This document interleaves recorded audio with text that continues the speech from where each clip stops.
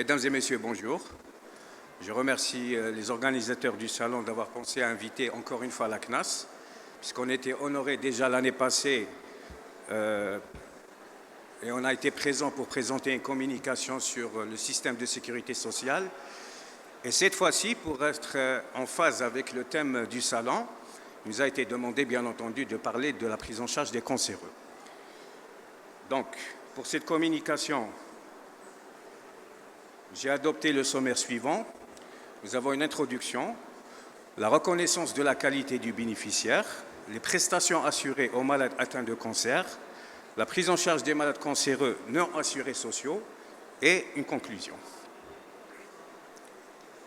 Donc, dans la législation algérienne en matière de sécurité sociale, il est prévu une couverture pour les malades atteints de cancer. Nous avons ce qu'on appelle les prestations en nature et les prestations en espèces. Comment reconnaître la qualité de bénéficiaire? Parce que c'est très important de savoir qu'à la CNAS, nous gérons et les assurés sociaux, nous avons des assurés sociaux et leurs ayants droit. Donc, en fonction de la qualité du bénéficiaire, il est accordé des prestations en nature et en espèces. Donc, si c'est un assuré social, il bénéficie en même temps des prestations en nature et en espèces.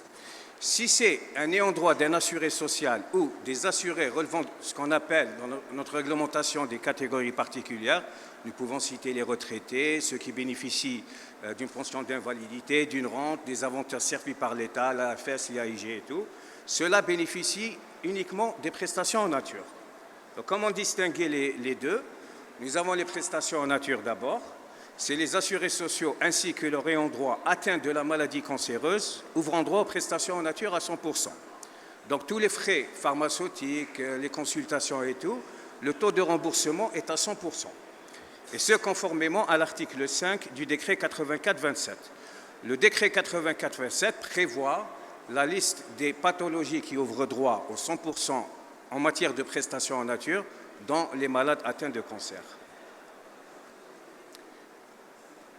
Alors, conformément à l'article 8 de la loi 83-11, les prestations en nature de l'assurance maladie comportent particulièrement la couverture des produits pharmaceutiques.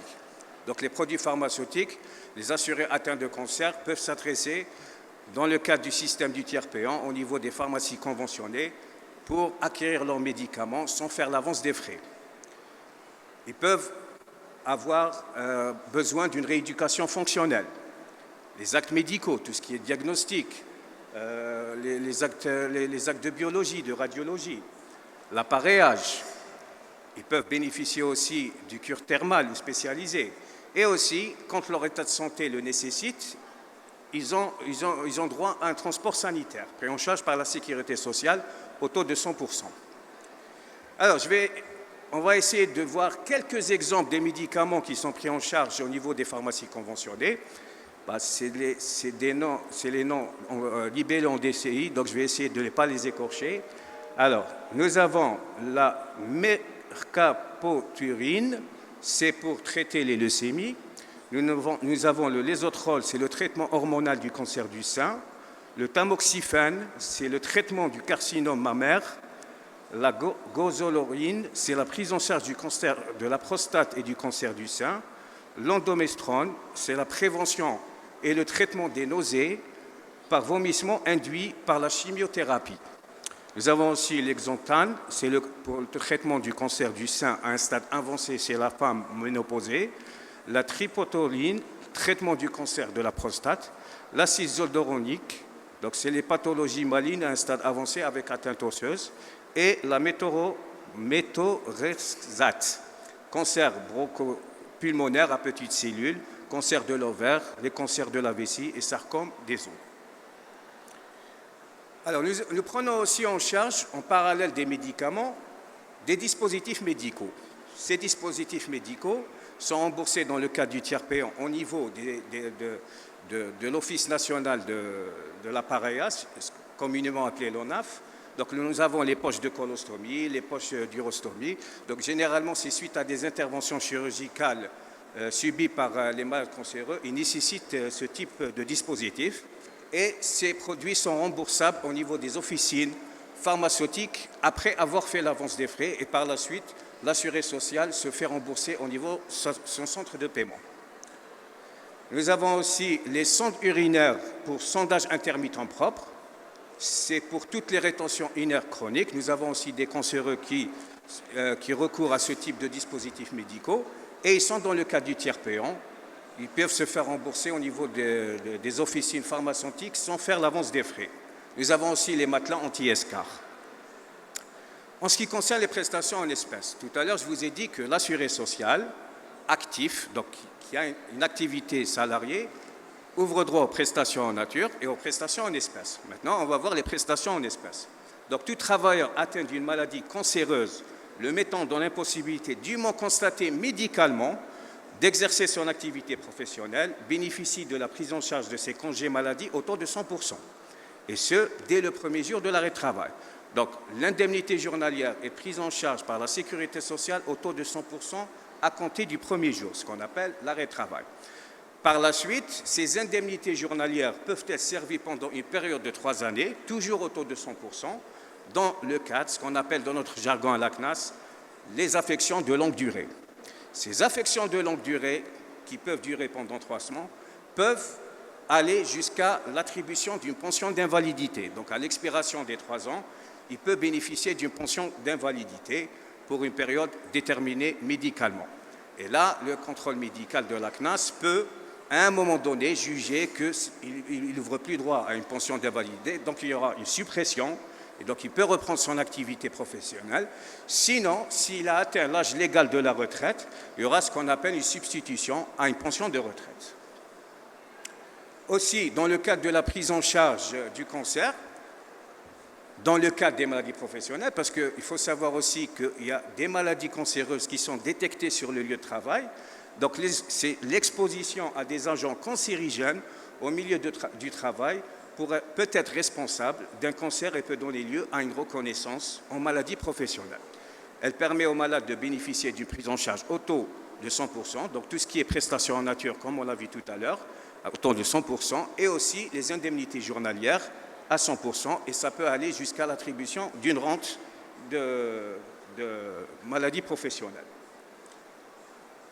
Alors, nous pouvons citer quelques exemples de cancers pris en charge par la CNAS dans le cadre de la maladie professionnelle. Nous avons les cancers broncho-pulmonaires, les cancers primitifs des sinus de la face, les leucémies, les cancers du système nerveux, les cancers cutanés et les sarcomes osseux. Donc, toutes ces pathologies cancéreuses peuvent être détectées sur les lieux de travail. Permettez-moi maintenant de vous parler, si vous voulez, de la prise en charge des malades cancéreux non assurés sociaux. Vous savez que la sécurité sociale prend généralement en charge les assurés sociaux, mais exceptionnellement, sur instruction des autorités publiques, depuis une année, nous prenons en charge, dans le cadre de la solidarité nationale, les citoyens qui n'ont pas la qualité d'assurés sociaux. Cette mesure décidée par les autorités publiques a pour objectif de permettre à cette catégorie de citoyens vulnérables et nécessiteuses d'acquérir les traitements liés à cette pathologie au niveau des pharmaciens privés conventionnés. Tout à l'heure, nous avons vu certains exemples de médicaments qui sont dispensés aux assurés sociaux au niveau des pharmacies conventionnées. Ces mêmes patients atteints de cancer et qui n'ont pas la qualité d'assuré social peuvent bénéficier des mêmes traitements, des mêmes médicaments. Alors, pour les conditions de prise en charge de cette catégorie de citoyens, bien entendu, il ne faut pas qu'ils aient la couverture sociale. Il faut qu'ils soient ni assurés CNAS et CASNOS. Bien sûr, il faut que l'état de santé soit reconnu sur la base d'un certificat médical et confirmé par le médecin conseil de la CNAS. Pour les modalités pratiques, il peut s'adresser au contrôle médical ou la structure de paiement la plus proche. Généralement, c'est le centre de paiement de son lieu de résidence. Il dépose un certificat médical précisant la pathologie, une ordonnance comportant un traitement spécifique si ce dernier est prescrit. Comme ça va lui permettre d'être servi au niveau des officines privées conventionnées et les examens paramédicaux en rapport avec sa pathologie. Donc là, il faut savoir une chose, c'est que ce type de malades, ils peuvent avoir déjà une carte Chifa. De par leur activité ancienne, ils avaient une couverture sociale, et donc cette activité ou sa couverture sociale a été interrompue, il n'a plus d'activité professionnelle. Donc grâce à cette mesure et ce dispositif, nous allons mettre à jour sa carte Chifa, positionner les traitements auxquels il ouvre droit pour se faire servir au niveau des officines conventionnées. Par contre, s'il n'est pas détenteur d'une carte Chifa, nous allons lui établir une carte Chifa qui lui permet d'acquérir ses médicaments au niveau des pharmacies conventionnées. Donc, qu'est-ce qu'on peut dire en conclusion? C'est que la CNAS assure une prise en charge financière directe aux malades atteints de cancer à travers les prestations en nature et en espèces. Elle met également à la disposition des assurés sociaux et leurs ayants droit, dans le cadre des actions de prévention, des structures sanitaires relevant de notre organisme. Il faut savoir aussi, parmi les activités de la CNAS, nous disposons de structures sanitaires et sociales où les assurés sociaux et leurs ayants droit peuvent s'adresser pour, par exemple, le dépistage du cancer du sein, certains actes biologiques et radiologiques. Nous avons au niveau d'Alger, nous avons à Tlemcen, nous avons à Leroy. Donc, les assurés sociaux et leurs ayants droit peuvent s'adresser pour le dépistage du cancer des seins et pour d'autres actes. Et c'est des actions préventives pour leur permettre, pour assurer un suivi médical et éviter les complications cancéreuses. Voilà, et je vous remercie de votre attention.